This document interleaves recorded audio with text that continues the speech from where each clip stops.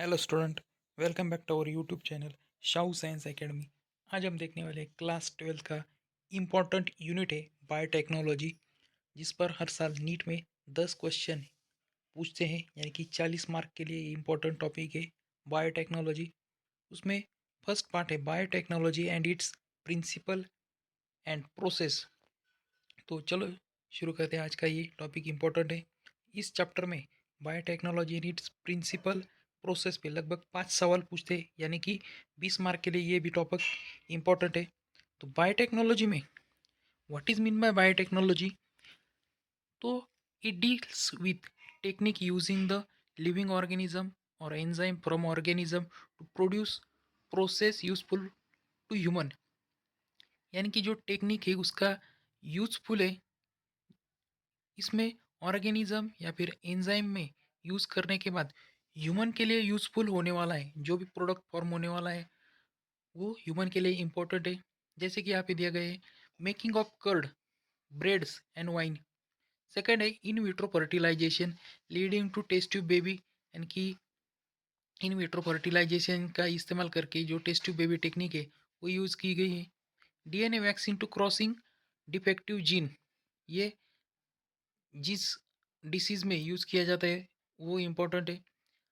Principle of biotechnology, तो ये जो बायोटेक्नोलॉजी है उसका जो प्रिंसिपल है, यानी कि मेन एम है, वो हम यहाँ पे देखेंगे कि जो जेनेटिक इंजीनियरिंग, फर्स्ट प्रिंसिपल है जेनेटिक इंजीनियरिंग।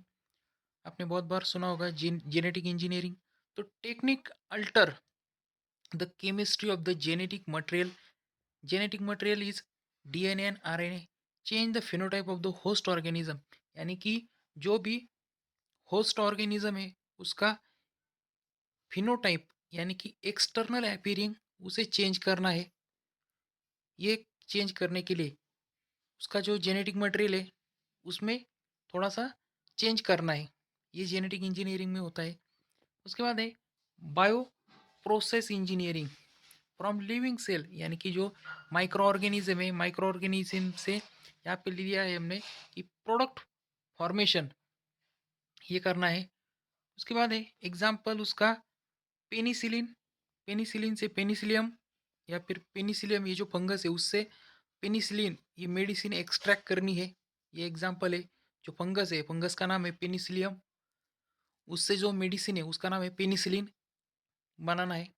तो restriction endonuclease, gel electrophoresis and PCR, these are the three techniques. इसका इस्तेमाल करके इस बायो प्रोसेस इंजीनियरिंग का रोल है। तो सबसे पहले उसमें रेस्ट्रिक्शन एंडोन्यूक्लियस इंपॉर्टेंट है। यहाँ पे दिया गया है कि जीन, जीन को दिया गया है एक इक्वेशन के फॉर्म में हमने लिखा है कि जो जीन है उसकी रिएक्शन करनी है आपके प्लाज्मिड के साथ। प्लाज्मिड एक सर्कुलर फॉर्म में दिया है। तो बायोलॉजिकल सीजर, ये जो रेस्ट्रिक्शन एंडोन्यूक्लियस है, सबसे पहले तो रेस्ट्रिक्शन एंडोन्यूक्लियस ये बायोलॉजिकल सीजर है। आपको जिस टाइप पे या फिर जिस जगह पे, जिस साइट पे आपको कट करना है जीन को या फिर डीएनए को, उस स्पेसिफिक जगह पर रेस्ट्रिक्शन एंडोन्यूक्लियस काम करता है। तो ये बायोलॉजिकल सीजर के फॉर्म में काम करता है। It cut at a specific site, ये जो रेस्ट्रिक्शन एंडोन्यूक्लियस है वो स्पेसिफिक साइट पे कट करता है in both genetic material and plasmid.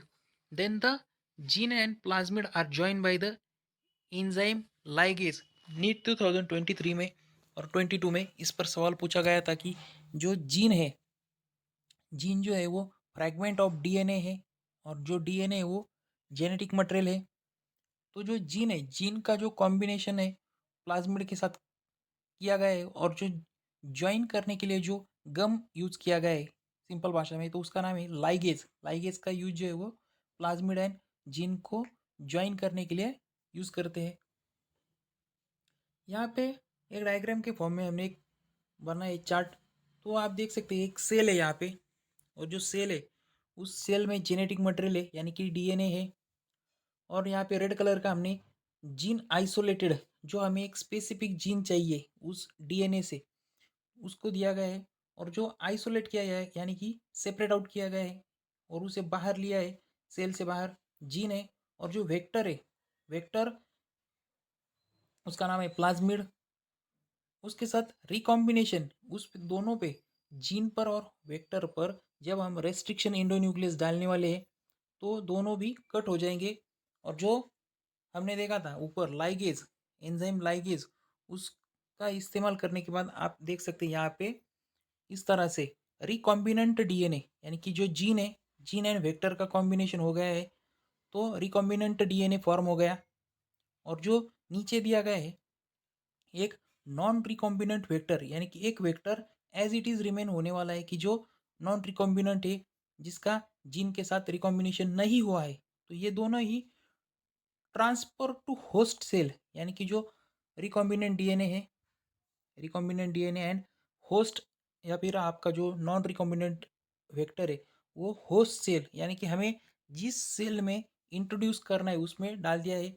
यहाँ पे 3 सेल है, होस्ट सेल एक, host cell second and host cell third. तो आप देख सकते हैं जो होस्ट सेल फर्स्ट है वहाँ पे खुद होस्ट सेल का जेनेटिक मटेरियल है, और जो हमने वो ट्रांसफॉर्म रिकॉम्बिनेंट डीएनए वो भी डाला है।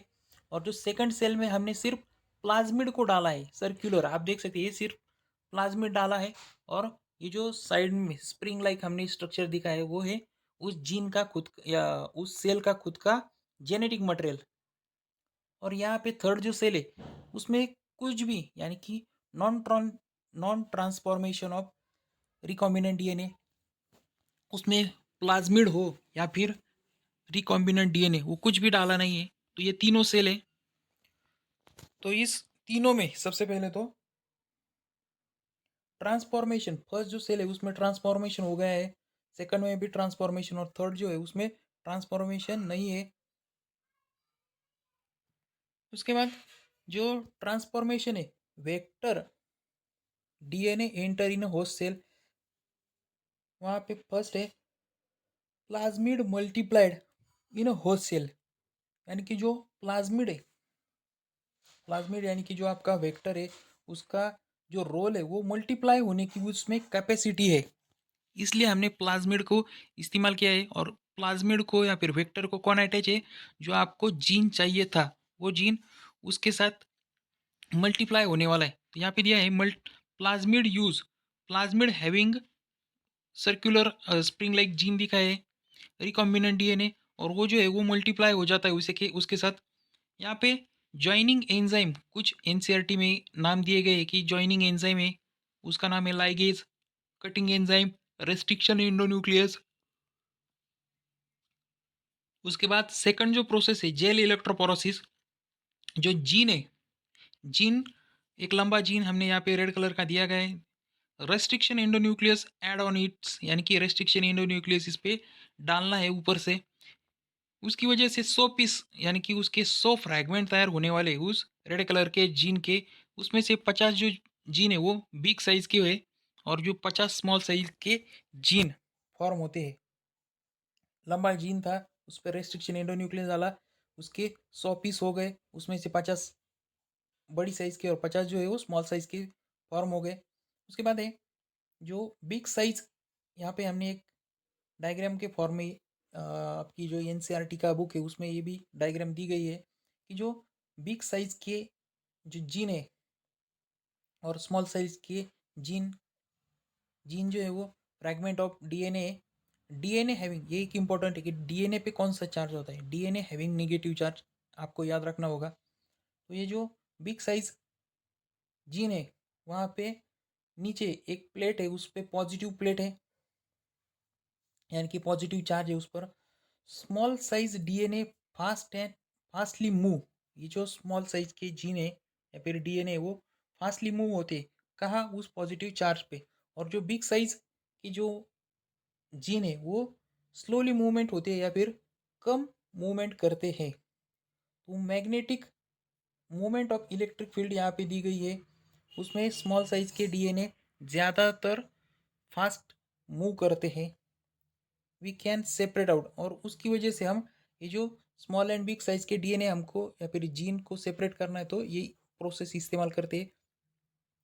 जब छोटे जीन फास्ट मूव करते हैं आगे निकल आते हैं तो पीछे बड़े जीन रह जाते हैं, और जो आगे निकल के आने वाले जो सभी जीन है वो स्मॉल साइज के होंगे, उसको हमें सेपरेट करना है।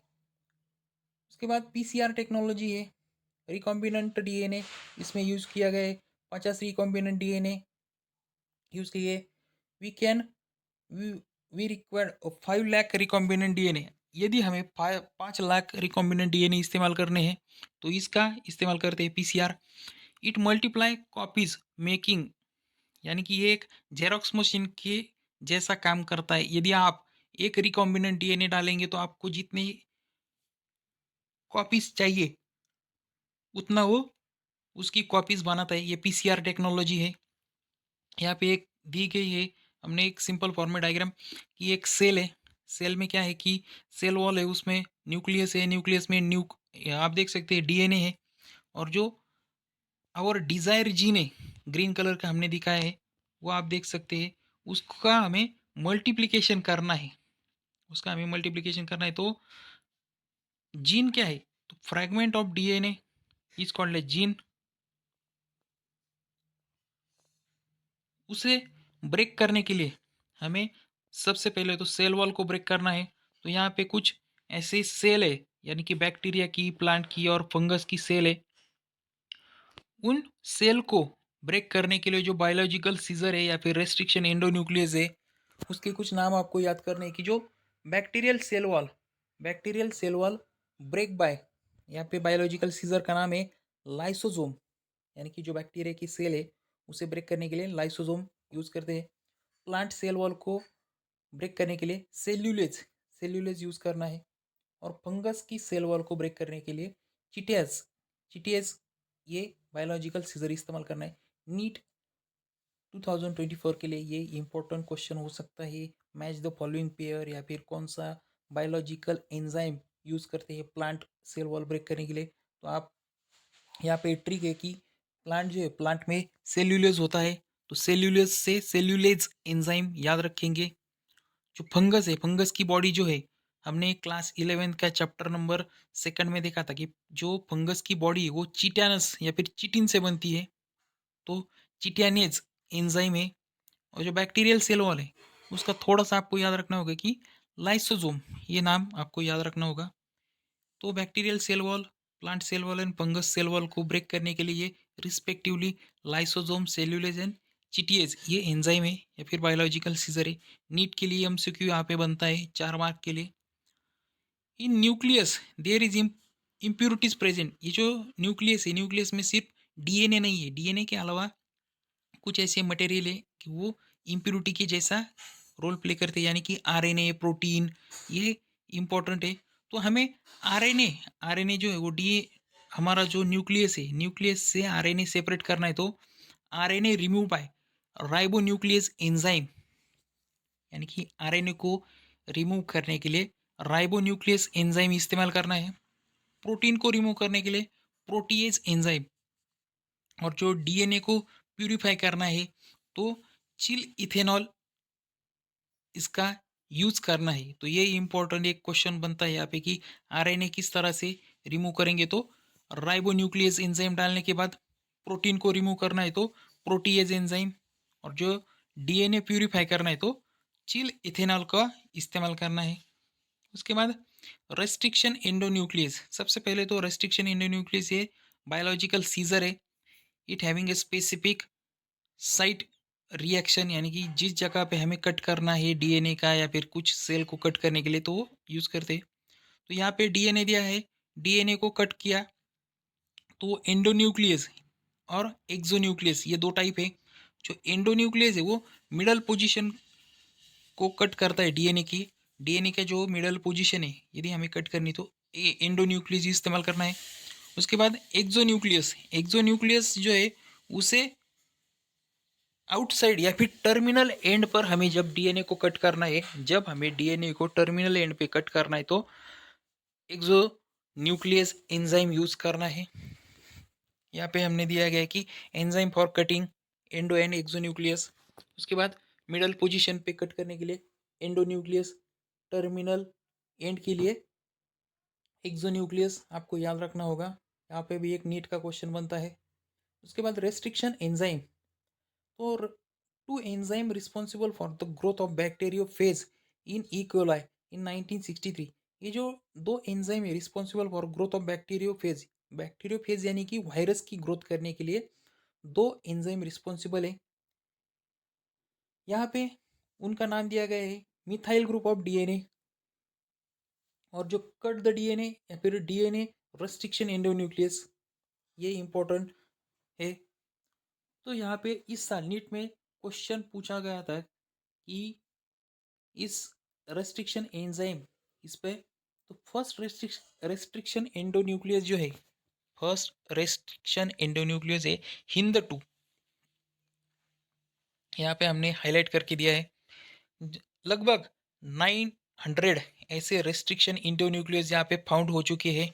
उसमें से 230 जो है, 230 बैक्टीरिया से रिमूव कई या फिर रिसीव किए हैं।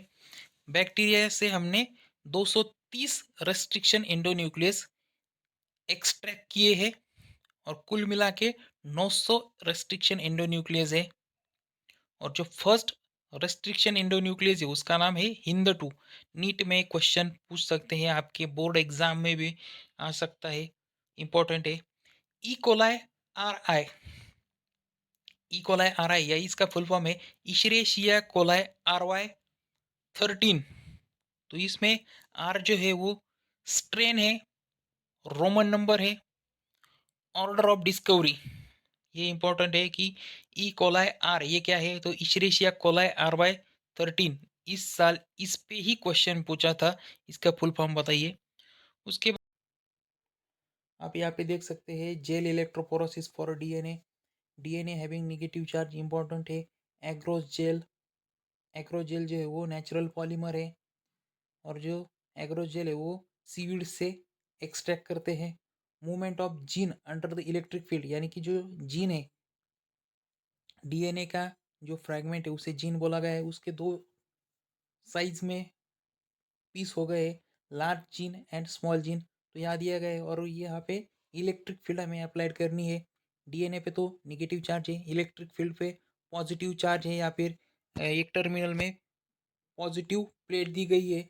तो ये जो छोटे वाले जीन है small gene easily move towards positive charge, और उसका ब्राइट ऑरेंज बैंड फॉर्म हो जाता है।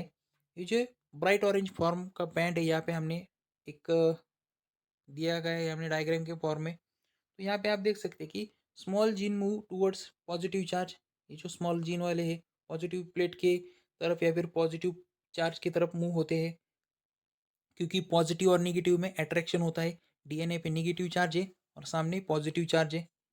तो जो सेपरेट करने हैं हमें ये डीएनए के पीस, तो डीएनए फ्रैगमेंट हमने किया एक लार्ज पीस हो गए और स्मॉल पीस हो गए, उसमें हमने स्ट्रेन डाला। ये इंपॉर्टेंट है, नीट 2023 में इस पे सवाल पूछा था। तो इथिडियम ब्रोमाइड, इथिडियम ब्रोमाइड ये कलर या फिर ये स्ट्रेन डालने के बाद जो स्मॉल जीन है वो ज़्यादातर मूव हो जाते हैं टुवर्ड्स पॉजिटिव प्लेट, और वहाँ आगे जाने के बाद अल्ट्रावायलेट लाइट में एक्सपोजर होने के बाद ब्राइट ऑरेंज बैंड फॉर्म होता है। इस पर क्वेश्चन पूछा था नीट 2023 में। तो इम्पोर्टेंट है कौन से कलर का बैंड फॉर्म होता है, तो ब्राइट ऑरेंज कलर का बैंड फॉर्म हो जाता है, इम्पोर्टेंट है। और जो स्टेन है उसका नाम है ethidium bromide, ethidium bromide use करते हैं, इम्पोर्टेंट है। उसके बाद है क्लोनिंग वेक्टर, जो प्लाज्मिड है और बैक्टीरियोफेज यानी कि वायरस है, having ability to replicate the bacterial cell. इसमें इंपॉर्टेंट कैरेक्टर होता है कि वो बैक्टीरियल सेल को रेप्लिकेट करता है। ओरिजिन ऑफ रेप्लिकेशन इंपॉर्टेंट है, this is the sequence from replication start, यानी कि ओरिजिन, कुछ भी चीज़ शुरू करने के लिए ओरिजिन यानी कि शुरुआत करनी पड़ती है। तो ये इंपॉर्टेंट है कि ये शुरू में सिंपली हमारी जो सीक्वेंस ऑफ रेप्लिकेशन को स्टार्ट करते हैं। उसके बाद सिलेक्टेबल मार्कर, सिलेक्टेबल मार्कर में आता है कि जो वेक्टर रिक्वायर सिलेक्टेबल मार्कर, यानी कि वेक्टर यानी कि प्लाज्मिड, प्लाज्मिड एक तरह से एक ट्रैवलिंग बस का काम करती है, जो एक जगह से दूसरी जगह तक हमें जो जीन चाहिए उसे लेके जाता है और उसका मल्टीप्लिकेशन करता है। तो vector require selectable marker. which help in identification and elimination non transformable या फिर eliminating selectable marker. Third number है वेक्टर रिक्वायर सिलेक्टेबल मार्कर, यानी कि जो वेक्टर है प्लाज्मिड एक बस का काम करते हैं। जो हमें जीन ट्रांसफ़र करना है एक सेल से होस्ट सेल में, तो वो वेक्टर लेके जाता है और वेक्टर क्या करता है कि एम्प्लीफिकेशन करता है, उसकी मल्टीपल कॉपीज बनाता है उस डिजायरेबल जीन का, which the help in the identifying and eliminating non-transformation antibiotics such as ampicillin, chloramphenicol, tetracycline, kanamycin etc are the selectable markers for E coli. यानी कि जो इकोलाई में हमें कौन कौन से इस्तेमाल करने हैं उनके यहाँ पे नाम दिए गए कि एंटीबायोटिक्स है उसमें से एक्सट्रैक्ट होने वाले एम्पिसिलिन, क्लोरोएम्पिनिकॉल, टेट्रासाइलिन, केनेमाइसिन इंपॉर्टेंट है। चार नाम है आपको याद रखने हैं कि कौन से एंटीबायोटिक्स हमें इकोलाई से मिलते हैं। उसके बाद थर्ड प्रोसेस में cloning sites. Vector requires recognizing site to antibiotic resistance gene. यहाँ पे क्लोनिंग जो है, क्लोनिंग यानी कि जेरॉक्स कॉपी फॉर्म करनी है, एक की दो, दो की तीन, इस तरह से क्लोनिंग करनी है।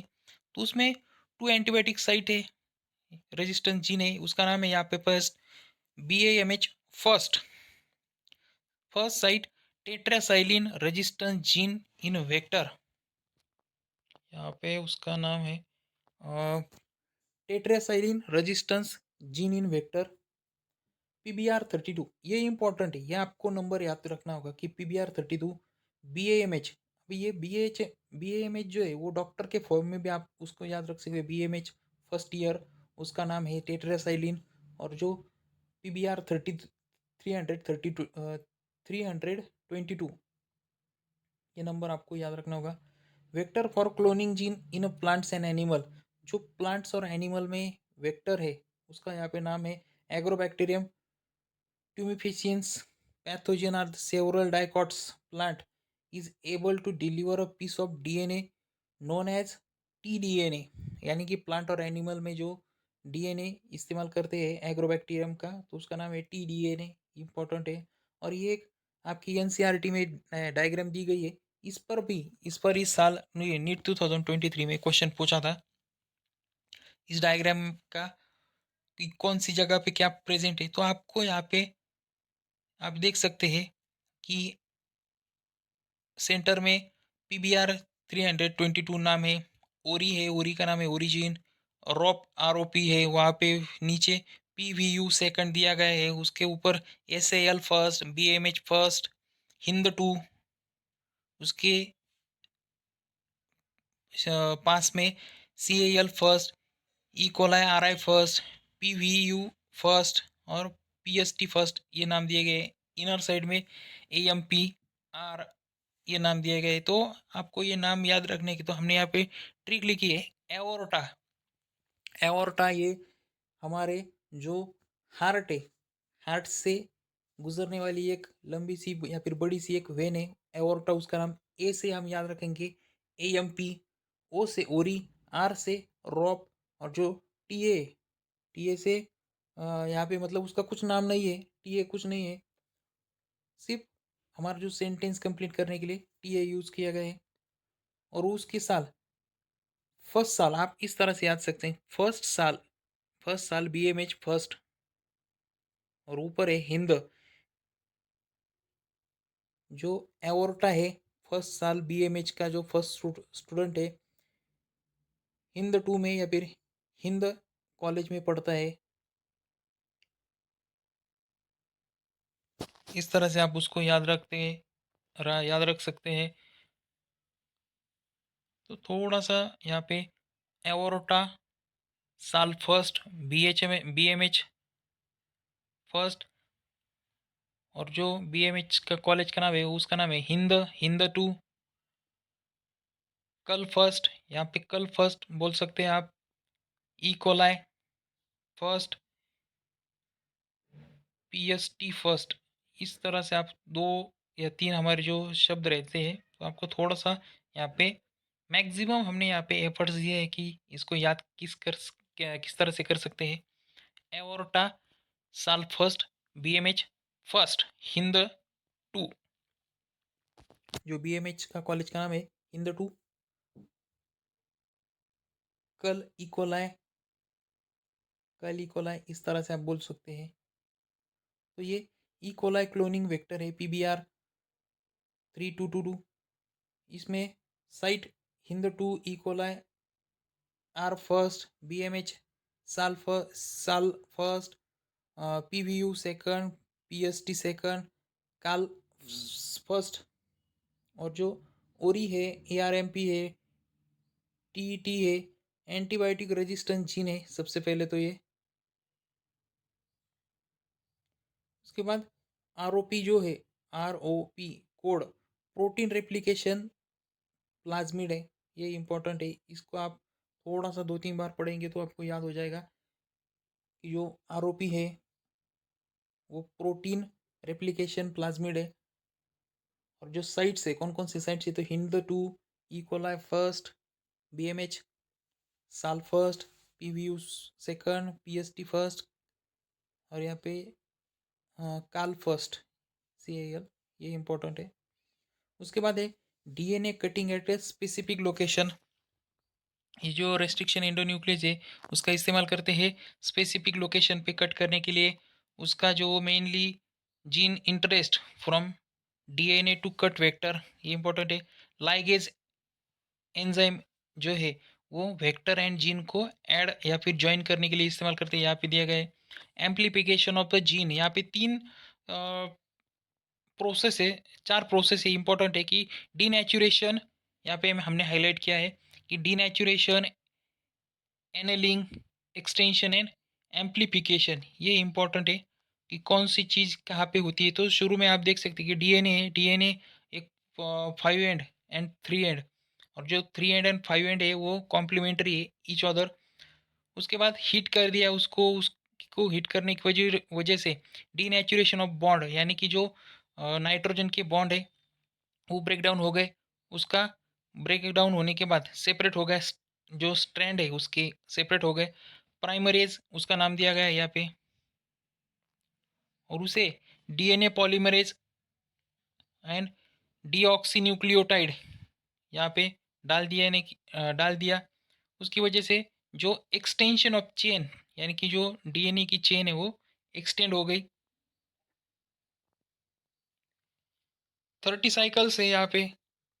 एम्प्लीफिकेशन, एम्प्लीफिकेशन यानी कि मल्टीप्लिकेशन ऑफ कॉपीज, यानी कि मल्टीप्लाई हो गया उसका जो जीन का जो सीक्वेंस यूज किया गया है वो। तो इम्पोर्टेंट है। डीनेचुरेशन फर्स्ट हो गया। एनलिंग, एनलिंग यानी कि एक स्पेसिफिक बॉन्ड यहाँ पे फॉर्म हो गया है। उसके बाद एक्सटेंशन, बॉन्ड जो था उसका एक्सटेंशन हो गया, लंबा बन गया। उसके बाद है पॉलीमरेज या फिर amplification, 1 billion turns, 1 billion times यहाँ पे ये एम्प्लीफिकेशन किया गया है। तो इम्पोर्टेंट है।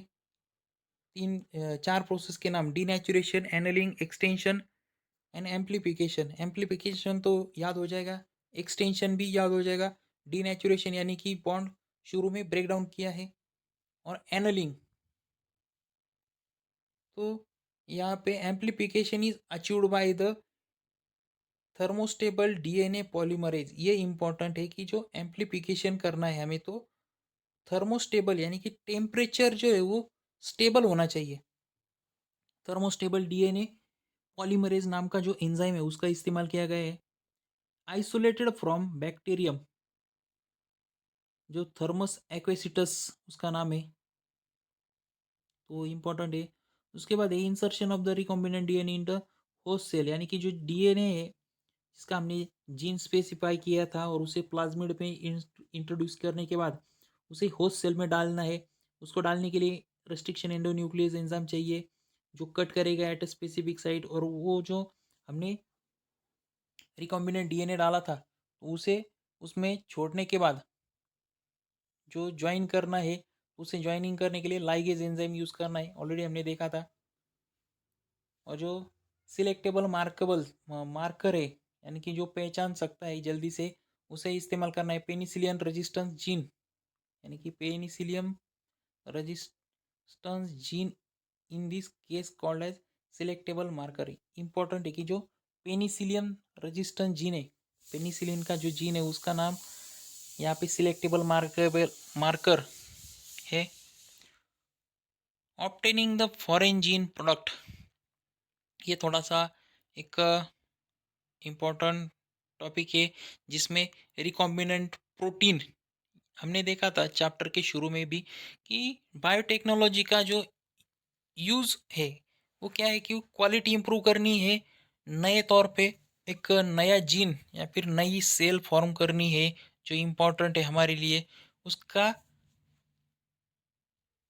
उससे हमें प्रोटीन सिंथेसाइज करनी है। तो रिकॉम्बिनेंट प्रोटीन यहाँ पे हमें यूज़ करना है। तो जो सेल है, सेल में, होस्ट सेल में जब हम रिकॉम्बिनेंट डीएनए डालेंगे तो नए तौर पे प्रोटीन फॉर्म होगा, और जो प्रोटीन फॉर्म होने के बाद है वो हमारी जो बॉडी है या फिर जो जो भी हम बनाने वाले हैं उससे बेनिफिट होने वाला है। ये बायोटेक्नोलॉजी का एप्लीकेशन था। तो इसमें सबसे पहले तो बायोरिएक्टर्स एक कंसेप्ट है, बायोरिएक्टर्स। तो जो एक डायग्राम दी गई है, बायोरिएक्टर में सबसे पहले तो एसिड बेस पीएच कंट्रोल एक सिस्टम है। यहाँ पे आप देख सकते हैं कि जो बायोरिएक्टर में क्या क्या यूज़ करते हैं। तो टेम्परेचर एक फैक्टर है, टेम्परेचर कंट्रोल होना चाहिए बायोरिएक्टर में, पीएच होना चाहिए मेंटेन, जो सबस्ट्रेट है, जो सबस्ट्रेट हमें यूज़ करना है वो इम्पोर्टेंट है, सॉल्ट होना चाहिए उसमें, विटामिन्स होने चाहिए, और ऑक्सीजन, ऑक्सीजन का सप्लाई होना चाहिए बायोरिएक्टर में। यानी कि जो जीन को हमें मल्टीप्लिकेशन करना है एज अ कमर्शियल प्रोडक्ट। तो यहाँ पे आप देख सकते हैं acid base pH control, steam of sterilisation, उसके बाद मोटार है यहाँ पे ऊपर, फॉर्म फॉर्म गया, foam baker breaker, flat plated impeller impeller, culture broth, यानी कि जो एक जस्ट लाइक एन मिक्सर, हम जो घर में किचन में हमारी माँ यूज़ करती है मिक्सर, मिक्सर की टाइप एक डायग्राम है। जो घूमने के बाद उसके जो ब्लेड से वो घूमने के बाद वो फॉर्म हो जाता है। स्टराइल यहाँ पे होने के लिए यहाँ पे स्टेम यूज़ की गई है। और यहाँ पे साथ में जो डायग्राम बी है यहाँ पे दी गई है कि increase the surface area of oxygen gas form हो गया। यहाँ पे बबल्स, ऑक्सीजन की जो है वो ट्रांसफर टू एरिया, यानी कि जो बबल्स है, बबल्स के फॉर्म में ऑक्सीजन रिमूव हो रहा है। तो ये इम्पोर्टेंट है, एक बायोरिएक्टर की डायग्राम है। तो जो बायोरिएक्टर है टेम्परेचर कंट्रोल सिस्टम है, यहाँ पे अगेन दिया गया है, उसमें पीएच मेंटेन कंट्रोल होना चाहिए, sampling ports to small volume of the culture can be withdrawn periodically, यानी कि जब जब हमें स्मॉल क्वांटिटी में भी चाहिए हो प्रोडक्ट तो ये फॉर्म होना चाहिए, और फॉर्म होने के बाद उसे हम इजीली रिमूव भी कर सकते हैं। तो ये इम्पोर्टेंट टॉपिक था आपके लिए, biotechnology. Biotechnology its principle and application या फिर प्रोसेस। आप देख सकते हैं कि जो चैप्टर था इम्पोर्टेंट है, 40 मार्क के लिए नीट में क्वेश्चन पूछते हैं।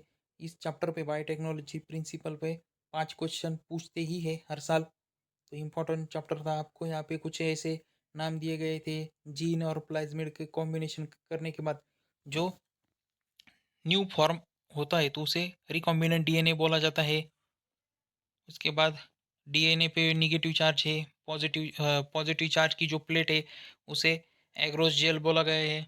पॉजिटिव चार्ज सप्लाई करने के बाद निगेटिव जो स्मॉल साइज डीएनए वो जो पॉजिटिव चार्ज है उसकी तरफ चले जाते हैं। कुछ bacterial cell wall, plant cell wall, fungus cell wall को ब्रेक डाउन करने के लिए कौन कौन से एंजाइम यूज़ करते हैं, बायोलॉजिकल सीजर बोला गया है, उसके नाम आपको याद रखने हैं। जैसे लाइसोसोम है बैक्टीरियल सेल वॉल को ब्रेक करने के लिए, सेल प्लांट सेल है तो उसको ब्रेक डाउन करने के लिए सेल्यूलेज, फंगस, फंगस को ब्रेक डाउन करने के लिए चिटिएज एंजाइम है। और जो इम्प्यूरिटीज़ है इन न्यूक्लियस, यानी कि आरएनए को रिमूव करने के लिए राइबोन्यूक्लियस, ये भी एंजाइम यूज़ करते हैं। प्रोटीन को रिमूव करने के लिए प्रोटीएज, प्रोटीन से प्रोटीएज नाम याद रख जाएगा। और आरएनए, आरएनए से राइबोन्यूक्लियस हो जाएगा। और जो इथेनॉल है, इथेनॉल का यूज़ जो है, चिल इथेनॉल, वो डीएनए को सेपरेट करता है या फिर प्यूरिफाई करता है। रेस्ट्रिक्शन एंडोन्यूक्लियस के नाम है एंडोन्यूक्लियस एंड एक्सोन्यूक्लियस। यदि हमें डीएनए को सेंटर में कट करना है तो एंडोन्यूक्लियस यूज़ करो। जीन या फिर डीएनए को टर्मिनल या फिर आउटसाइड को कट करना है तब एक्सोन्यूक्लियस एंजाइम यूज़ करो। उसके बाद जो रेस्ट्रिक्शन एंजाइम है या फिर रेस्ट्रिक्शन एंडोन्यूक्लियस, फर्स्ट उसका नाम है हिंद टू। 900 रेस्ट्रिक्शन एंडोन्यूक्लियस अब तक फाउंड हो चुकी है, उसमें से 230 बैक्टीरिया से रिमूव किए गए हैं। जेल इलेक्ट्रोपोरोसिस, ये एक इम्पॉर्टेंट है कि कौन सा स्टेन यहाँ पे यूज करता है। तो इथिडियम ब्रोमाइड स्टेन यूज करने के बाद ब्राइट ऑरेंज कलर का बैंड फॉर्म होता है और उस बैंड को हमें कट करना है। और कट करने के बाद निगेटिव वाले जो छोटे डीएनए है या फिर छोटे जीन है वो सेपरेट हो जाएंगे पॉजिटिव, सॉरी, जो बड़े साइज के जीन है उससे ब्राइट ऑरेंज बैंड फॉर्म होता है। ये सवाल पूछा था नीट 2024 में। उसके बाद ये कुछ थोड़ा सा टॉपिक एवोर्टा, एवोर्टा की ट्रिक हमने बोला था कि हमारा जो टी डी एन ए है या फिर PBR322, इसको याद करने के लिए। तो ये इम्पोर्टेंट टॉपिक है आपके लिए, biotechnology and its application process. तो वीडियो को लाइक करें, शेयर करें एंड सब्सक्राइब करें, ताकि आपको जो आने वाला नीट 2023 का जो एग्ज़ाम पेपर होगा, हम जो वीडियो डाल रहे हैं उसको आप देख सके। Thanks for watching our video. Subscribe our YouTube channel.